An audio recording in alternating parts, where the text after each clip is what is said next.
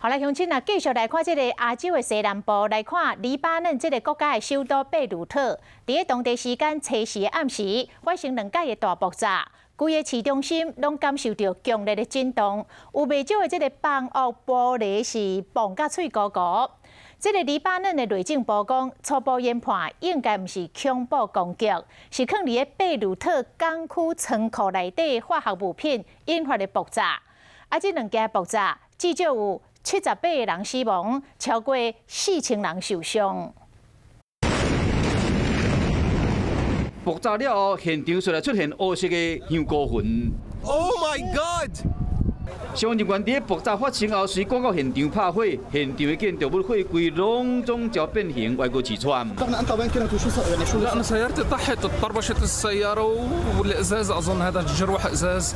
黎巴嫩的首都贝鲁特，当地时间初时尾暗6点左右发生2摆大爆炸。现场的人员讲，爆炸地点是伫贝鲁特市中心附近的港口区。爆炸时有真大粒的火球冲到半空中，画面真恐怖。个人讲，当时是徛伫阳台，听到真大声爆炸声了后，紧跑杀回厝内。